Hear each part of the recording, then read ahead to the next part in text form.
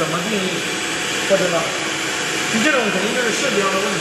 那你现在就到终端用户，我不讲个人验货，我们就讲终端市场用户、消费者手上，大人、小孩、老人、年轻人，他妈的那是不一样的。我赔你的时候，你拆掉。哦，哎，对，这就是问题。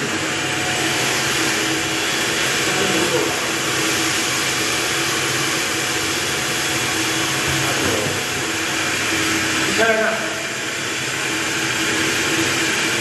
你最好是你们再用一台最换的最好的108，这边开关我关了，我5公斤的压力再给我电机烧掉了，给你烧掉你们掏钱我买了，那个要5000块，这么香，这个泵的功率可以到16公斤呢，是吧？这个出水阀要关掉，然后看到吧？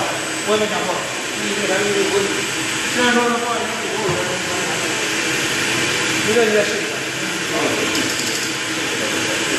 对啊，那你这里可能就应该分解的3个力，所以我现在不敢回答，我也没办法。我觉得首先是这个欧力的密封的压缩量跟这个的位置，你们算一下，还有这个下面的这个圆形的，我觉得根本就压不到这个端面，100%压不到这个端面。其实最好的设计是要用侧边密封，不要用端面。如果你用了端面密封的话，那你这个位置跟这个位置要算好。你不信你有横切一个，我觉得这个密封带根本压到了中间了，或者是只压到了偏的，没有压到中间。那这个我觉得最好就是用点的，跟那个垫片一样，那种是最好的。对，不要用圆的，要用那种方形的，那种我觉得是肯定比这个要好。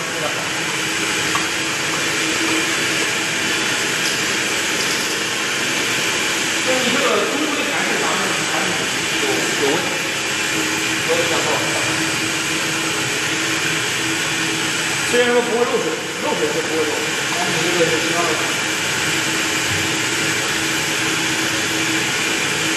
你看这个出水阀，看啊，出水阀，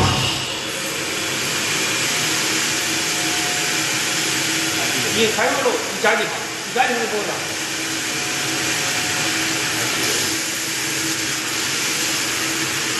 应该也没有问题啊，你是别吃水，它可能最后你只有憋出来，那你加紧了就不会漏。那我给你打解释，你们想办法。还有。